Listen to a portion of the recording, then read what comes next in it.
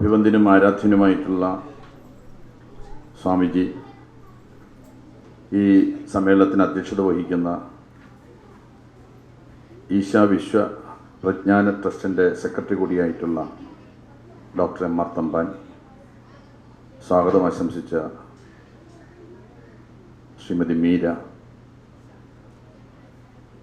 ഇന്നിപ്പോൾ നമ്മെ അഭിസംബോധന ചെയ്യുന്ന വിദ്യാഭ്യാസ രംഗത്തെ ശ്രദ്ധേയ സാന്നിധ്യങ്ങളായിട്ടുള്ള professor M G Sasibhushan, doctor V Raghu,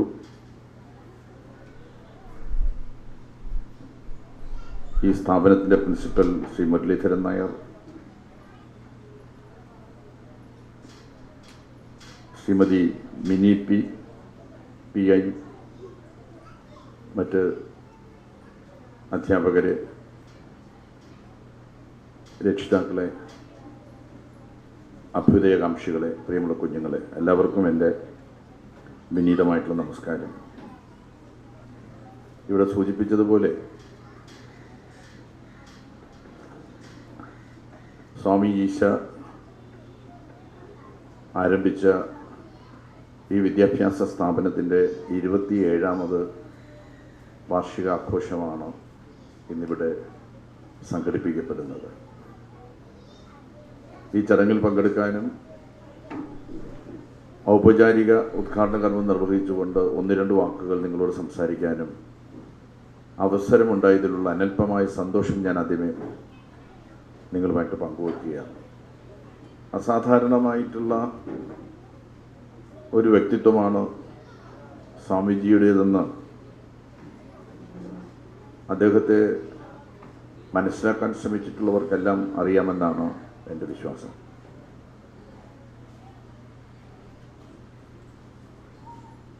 നമ്മുടെ ഭാരതീയ സംസ്കാരത്തിൽ, ഋഷിപ്രോക്ത സംസ്കാരത്തിൽ സന്യാസിമാരെ കുറിച്ചെല്ലാം നമ്മൾ ധാരാളമായിട്ട് മനസ്സിലാക്കാൻ ശ്രമിച്ചിട്ടുണ്ട്.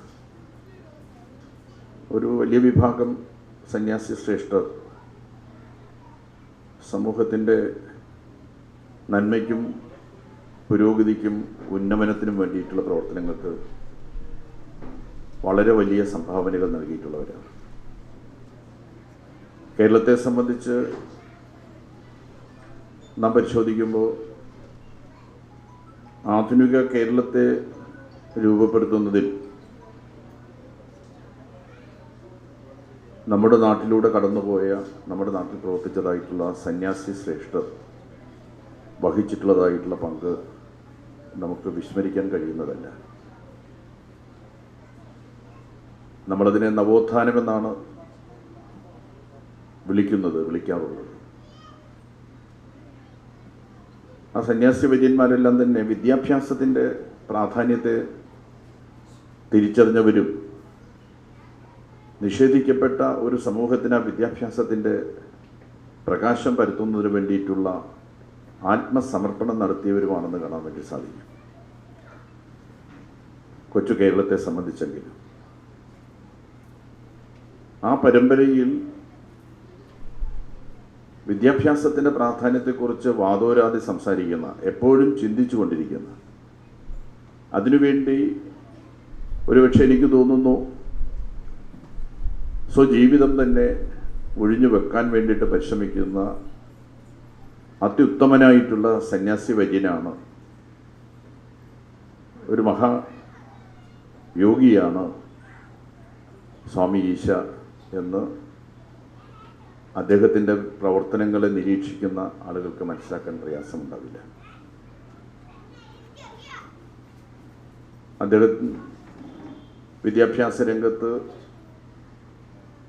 ഉയർത്തിപ്പിടിക്കുന്ന കാഴ്ചപ്പാടുകൾ ആഗോളമായിട്ട് തന്നെ വ്യാപരിപ്പിക്കുന്നതിന് വേണ്ടിയിട്ടുള്ള പരിശ്രമങ്ങൾ നടക്കാറുണ്ട്. ഇന്ന് നമ്മുടെ സമൂഹത്തിൽ വിദ്യാഭ്യാസ രംഗത്ത് ഇവിടെ തമ്പാൻ സാറ് സൂചിപ്പിച്ചതുപോലെ കാലികമായിട്ടുള്ള മാറ്റങ്ങൾ, സമൂലമായിട്ടുള്ള പരിഷ്കരണങ്ങൾ വന്നുകൊണ്ടിരിക്കുന്ന സമയമാണ്. ഒരു പൂർണ്ണ മനുഷ്യനെ സൃഷ്ടിക്കുന്നതാകണം വിദ്യാഭ്യാസത്തിൻ്റെ ഉള്ളടക്കമെന്ന ചിന്താഗതിയുടെ അടിസ്ഥാനത്തിൽ തന്നെ വിദ്യാഭ്യാസ പദ്ധതിയിൽ ലോകമാകെ മാറ്റങ്ങൾ വരികയാണ്. ലോകത്ത് വരുന്ന മാറ്റങ്ങളുടെ നന്മകളെ ഉൾക്കൊള്ളാൻ നമ്മുടെ സംസ്ഥാനത്ത് നല്ല പരിശ്രമം നടക്കുന്നുണ്ട് എന്നുള്ള കാര്യം ഈ സന്ദർഭത്തിൽ ചൂണ്ടിക്കാണിക്കാൻ ഞാൻ ആഗ്രഹിക്കുകയാണ്. കേവലമായിട്ടുള്ള ബിരുദവും ബിരുദാനന്തര പഠനവും എന്ന നിലയിൽ നിന്ന് വ്യത്യസ്തമായി ഒരു സമ്പൂർണ്ണ മനുഷ്യനെ സൃഷ്ടിക്കാൻ പര്യാപ്തവും ഒരു തൊഴിൽ ലഭ്യമാക്കാൻ അനുയോജ്യവുമായിട്ടുള്ള വിദ്യാഭ്യാസ ക്രമമെന്ന ആധുനിക വിദ്യാഭ്യാസ പദ്ധതിയിലേക്ക് നമ്മൾ രൂപമാറ്റം നടത്തിക്കൊണ്ടിരിക്കുകയാണ്. ഒപ്പം തന്നെ പുതിയ കാലത്തെ പുതിയ വെല്ലുവിളികൾ, അത് പാരിസ്ഥിതികമായി ഉയർന്നു വരുന്ന വെല്ലുവിളികളായിരിക്കാം, ആഗോള വ്യാപകമായി കണ്ടുവരുന്നതായിട്ടുള്ള പ്രശ്നങ്ങളായിരിക്കാം. അവയെല്ലാം തന്നെ അഡ്രസ് ചെയ്യാൻ പുതിയ വിദ്യാഭ്യാസ രീതികൾ ആധുനിക സമൂഹത്തെ പ്രേരിപ്പിക്കുന്നുണ്ടെന്ന് പറയാതെ വയ്യ. ഇന്നിവിടെ നിന്ന് സംസാരിക്കുമ്പോൾ കേരളം വിദ്യാഭ്യാസത്തിൻ്റെ രംഗത്ത് കൈവരിച്ച നേട്ടങ്ങൾ വലുതാണെന്ന് നാം മനസ്സിലാക്കുമ്പോൾ തന്നെ അതിലൂടെ നമ്മൾ ആർജിച്ച ചില നന്മകൾ അത് നമുക്കിന്ന് നഷ്ടപ്പെടുന്നുണ്ടോ എന്ന തോന്നൽ നമ്മുടെ ചുറ്റുപാടും ഉയർന്നു വരികയാണ്. നമുക്കെല്ലാവർക്കും അറിയാം, ഞാൻ നേരത്തെ സൂചിപ്പിച്ച നവോത്ഥാനം നമ്മുടെ സമൂഹത്തിൽ നിലനിന്നിരുന്ന അന്ധവിശ്വാസങ്ങൾക്കെതിരായിട്ടുള്ള പോരാട്ടം കൂടിയായിരുന്നു. ഞാൻ നേരത്തെ സൂചിപ്പിച്ച സന്യാസി ശ്രേഷ്ഠരും സന്യാസി വര്യന്മാരുമാണ് അന്ധവിശ്വാസങ്ങളെ കുഴിച്ചു മൂടുന്നതിന് വേണ്ടിയിട്ടുള്ള ആത്മീയവും പ്രായോഗികവും ഒക്കെയായിട്ടുള്ള പ്രവർത്തനങ്ങൾക്ക് നേതൃത്വം കൊടുത്തത്. ഇന്നിപ്പോൾ അവയെ മടക്കിക്കൊണ്ടുവരുന്നതിന് വേണ്ടിയിട്ടുള്ള പരിശ്രമം നമ്മുടെ ചുറ്റുപാടുകളിൽ നടക്കുകയാണ്. ശാസ്ത്രബോധത്തെയും യുക്തിചിന്തയെയും വെല്ലുവിളിക്കുന്ന ഒരു സമീപനം അധികാര കേന്ദ്രങ്ങളിൽ നിന്ന് തന്നെ മുഴങ്ങിക്കേൾക്കുകയാണ്. നാടിൻ്റെ പുരോഗതിയുടെ അടിസ്ഥാനം ശാസ്ത്രമാണെന്ന, ശാസ്ത്രത്തിൻ്റെ വളർച്ചയാണെന്ന സത്യസന്ധമായിട്ടുള്ള നിഗമനത്തെ പോലും ചോദ്യം ചെയ്യുന്ന അധികാര കേന്ദ്രങ്ങളെ നമുക്ക് കാണാൻ വേണ്ടി സാധിക്കുന്നുണ്ട്. കഴിഞ്ഞ ദിവസങ്ങളിൽ ഒന്നിലാണ് 7 ദിവസത്തെ ശൂന്യാകാശ ബഹിരാകാശ പഠനത്തിനും നിരീക്ഷണത്തിനുമായി പോയ ശ്രീമതി സുനിത 9 മാസത്തിന് ശേഷം മടങ്ങി വന്നത്. 7 ദിവസം കഴിഞ്ഞ് തിരികെ വരാം എന്നുള്ള നിലയിലാണ് ശ്രീമതി സുനിത ബഹിരാകാശത്തേക്ക് പോയത്, ബഹിരാകാശ നിലയത്തിലേക്ക് എത്തിച്ചേർന്നത്. സാങ്കേതികമായിട്ടോ മറ്റോ ഉണ്ടായിട്ടുള്ള ചില പ്രശ്നങ്ങളുടെ അടിസ്ഥാനത്തിൽ ആ ധീരയായിട്ടുള്ള വനിതയ്ക്ക്, ലോകം കണ്ടതിൽ വെച്ച് ഏറ്റവും വലിയ ധീരയാണ് അവരെന്ന് പറയേണ്ടി വരും, 9 മാസക്കാലം ബഹിരാകാശത്ത് അവർ കഴിയുകയായിരുന്നു. ശാസ്ത്രത്തിൻ്റെ മഹത്തായിട്ടുള്ള നേട്ടമെന്നാണ് നമുക്കതിനെല്ലാം പറയാൻ വേണ്ടി സാധിക്കുക. അത് കൃത്യമായിട്ട് 9 മാസത്തിന് ശേഷം തിരിച്ച് നിശ്ചയിച്ച അറ്റ്ലാന്റിക് സമുദ്രത്തിലെ നിശ്ചയിച്ച ഇടത്തിൽ തന്നെ വന്നിറങ്ങി അവർ ആരോഗ്യത്തോടുകൂടി ജീവിതത്തിലേക്ക്, സാധാരണ ജീവിതത്തിലേക്ക് മടങ്ങി വരുന്ന ആ ശാസ്ത്ര വളർച്ച നമ്മുടെ കൺമുന്നിൽ നമ്മൾ കണ്ടുകൊണ്ടിരിക്കുകയാണ്. അപ്പോഴും ആ ശാസ്ത്ര വളർച്ചയെയും അതിലൂടെ ലഭ്യമാകുന്ന യുക്തിബോധത്തെയും ചോദ്യം ചെയ്യാൻ ചിലർ ശ്രമിക്കുന്നുണ്ട് എന്നുള്ള വസ്തുത നമ്മെ അമ്പരപ്പിക്കുന്നതാണെന്ന് പറയാതെ വയ്യ. കോവിഡ് കാലത്ത് കൊറോണ വൈറസിനെ ഓടിക്കാൻ ഒരു ദിവസം സന്ധ്യാനേരത്ത് പാട്ട് പൊട്ടിയാൽ മതി എന്ന് പറഞ്ഞ വിഡ്ഢിത്തവും ഈ ഭാരതം കണ്ടതാണ്. പാട്ട് പൊട്ടിയാൽ വൈറസ് ഭയന്ന് ഓടിപ്പോകും. അതുകൊണ്ടൊരു ദിവസം സന്ധ്യാനേരത്ത് എല്ലാവരും തെരുവിലേക്ക് ഇറങ്ങി പാട്ട് പൊട്ടാൻ പറഞ്ഞു. ബുദ്ധിമാന്മാരായിട്ടുള്ള മലയാളികൾ അത് ചെയ്തില്ല. ഒരൊറ്റ കുഞ്ഞും തെരുവിലിറങ്ങിയില്ല, പാട്ട് കൊട്ടാനും പോയില്ല. ഉത്തരേന്ത്യയിൽ വ്യാപകമായിട്ട് ആ പാട്ട് കൊട്ടൽ നടന്നു.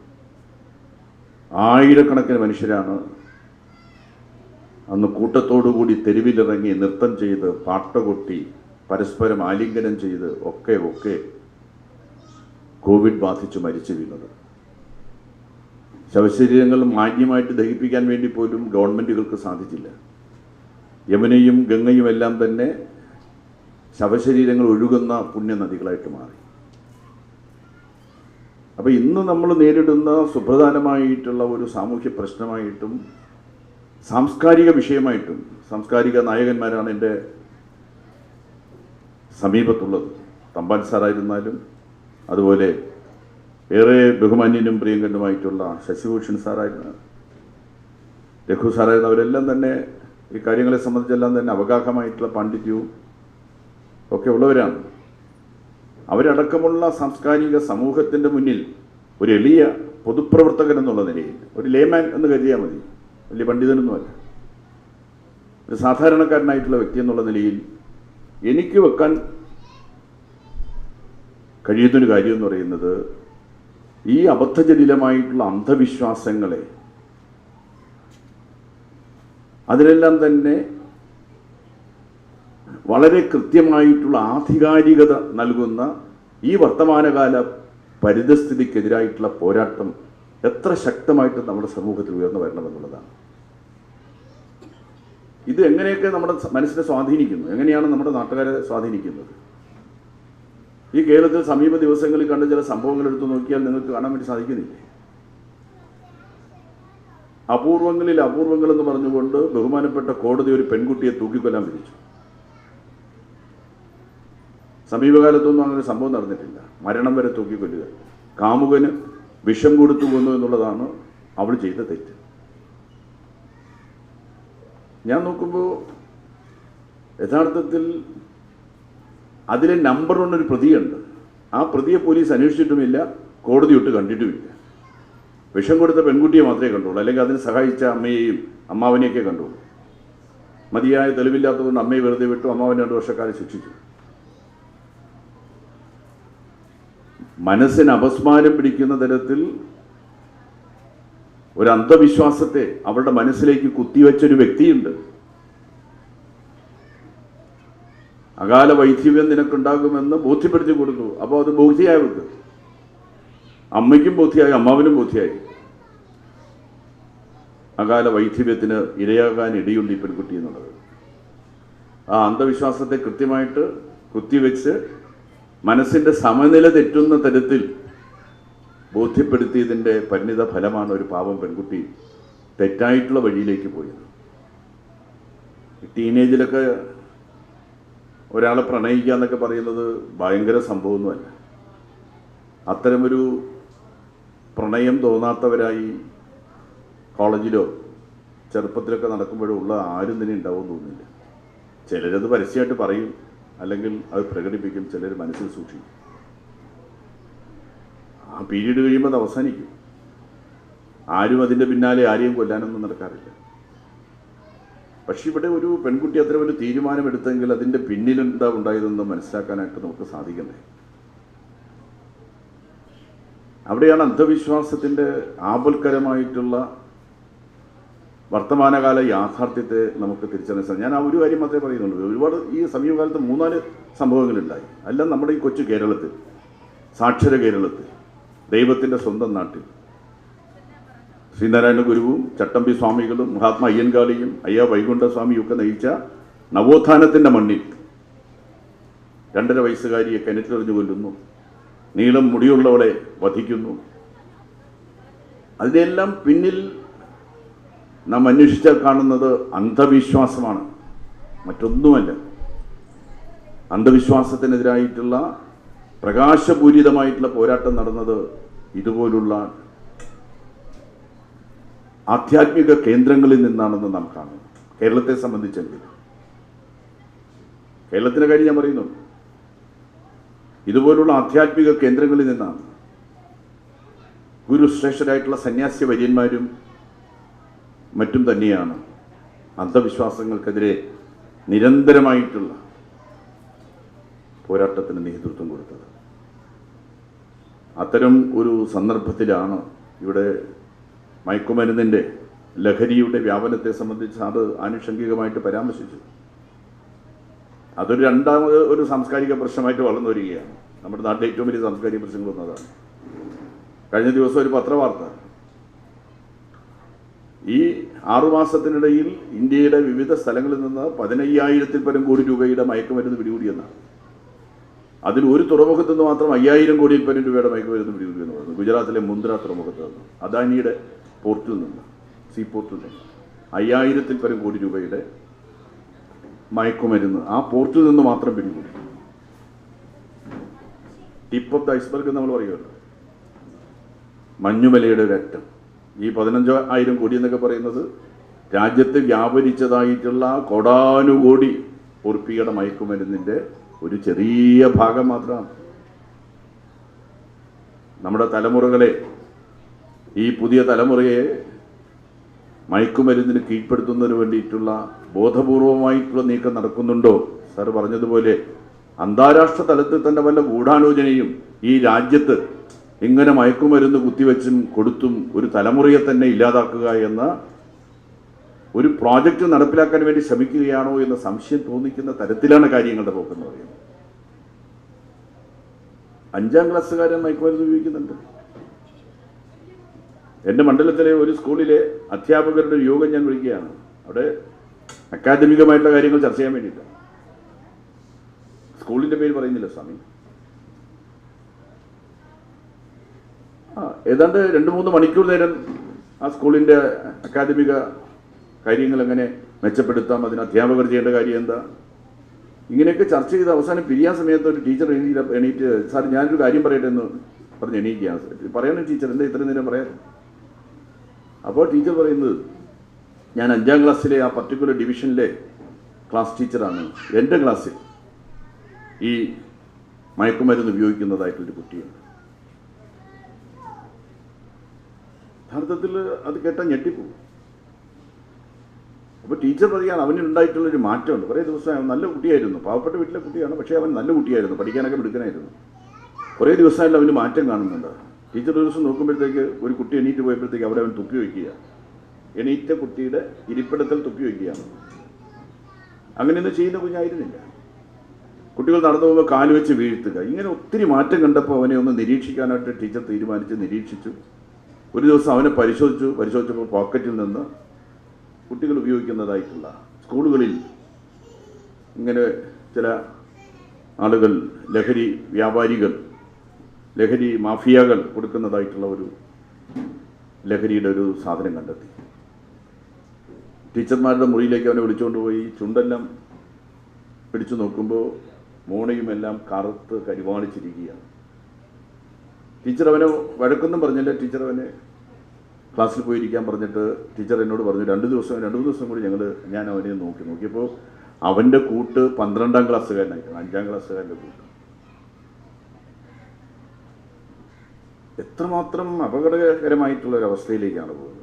നേരത്തെ പണ്ടുകാലത്ത് ഇത്തരം മയക്കുമരുന്ന് അല്ലെങ്കിൽ ലഹരി എന്നൊക്കെ പറയുമ്പോൾ നമ്മൾ പെൺകുട്ടികളങ്ങ് മാറ്റി നിർത്തും. അവരാരും ഇത് ഉപയോഗിക്കുന്നവരല്ല, അവർ അങ്ങനെയുള്ളവരല്ല. ഇന്നിപ്പോൾ അങ്ങനെ മാറ്റി നിർത്താൻ പറ്റാത്ത തരത്തിൽ 50-50 ആയിട്ട് നിൽക്കുകയാണ്. 50% പെൺകുട്ടികൾ ഇത് ഉപയോഗിക്കുന്നവരായിട്ട് വരികയാണ്. പഴയ കാലമൊക്കെ വീട്ടിൽ 4-5 പേരൊക്കെ ഉണ്ടായിരുന്നു. ഇന്നിപ്പോൾ ഒരാളിൽ ഒതുങ്ങുകയാണ്. എൻ്റെ അമ്മ 13 പേരിൽ ഒരാളായിരുന്നു. അമ്മയ്ക്ക് ഞാനടക്കം 5 മക്കളായിരുന്നു. എനിക്ക് 2 പേരായിരുന്നു. അവർക്കിപ്പോൾ ഓരോരുത്തരാണ്. ആരും പട്ടിണി കിടക്കുന്നില്ല. പ്രയാസങ്ങൾ അനുഭവിക്കുന്നില്ല. ജീവിതത്തിൻ്റെ ക്ലേശങ്ങളെ സംബന്ധിച്ച് കുട്ടികൾക്കറിയില്ല. അവരാഗ്രഹിക്കുന്നതെല്ലാം അച്ഛനമ്മമാർ വാരിക്കോരി വാങ്ങിക്കൊടുക്കുകയാണ്. കുട്ടികളിൽ നല്ല വിശ്വാസമാണ്. അവർ കഥകടച്ചിരിക്കുകയാണ്. അകത്തെന്താണ് നടക്കുന്നതെന്ന് അന്വേഷിക്കാൻ അച്ഛനോ അമ്മയ്ക്കോ സാധിക്കുന്നില്ല. അന്വേഷിക്കാനുള്ള ത്രാണിയില്ല. ത്രാണിയുള്ള അച്ഛനമ്മമാർ കുറവാണിപ്പോൾ. നീ കഥക് തുറന്നിരിക്കുക, അല്ലെങ്കിൽ നീ എന്തിനാ കഥക് കുറ്റിയിടുന്നതെന്ന് ചോദിക്കാൻ ചങ്കുറപ്പുള്ള അച്ഛനമ്മമാരില്ല.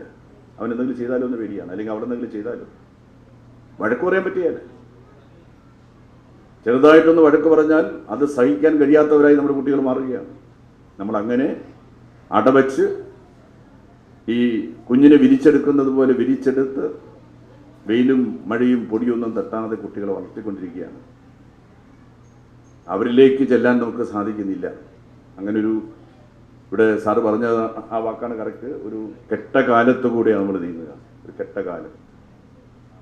ഈ രണ്ട് പ്രശ്നങ്ങൾ യഥാർത്ഥത്തിൽ ഇന്നത്തെ കാലത്തെ ഏറ്റവും സജീവമായിട്ടുള്ള സാംസ്കാരിക പ്രശ്നങ്ങൾ എന്നുള്ള നിലയിൽ നമ്മുടെ സമൂഹം കൈകാര്യം ചെയ്യേണ്ടതായിട്ടുണ്ട്. അതിൽ നേതൃത്വപരമായിട്ടുള്ള പങ്ക് വഹിക്കേണ്ടവർ നവോത്ഥാനത്തിൻ്റെ പിന്മുറക്കാരായിട്ടുള്ള ഋഷിപ്രോക്ത സംസ്കാരത്തിൻ്റെ തന്നെ വക്താക്കളായിട്ടുള്ള ആളുകൾ തന്നെയാണ്. അവരോടൊപ്പം എല്ലാവരും ഒരുമിച്ച് നിൽക്കലാണ് വേണ്ടത് എന്ന ചിന്ത മാത്രം പങ്കുവച്ച് സ്വാമിജിയുടെ എല്ലാ നല്ല പ്രവർത്തനങ്ങൾക്കും നാടിൻ്റെ ആകെ പിന്തുണയും സഹായവും ഉണ്ടാകുമെന്ന് പറഞ്ഞുകൊണ്ട് ഈ പരിപാടിയുടെ ഔപചാരികമായിട്ടുള്ള ഉദ്ഘാടനം നിലവിളക്ക് കൊടുത്ത് നിർവഹിച്ചതായിട്ട് അറിയിച്ച് ഞാൻ എൻ്റെ വാക്കുകൾ അവസാനിക്കുന്നു.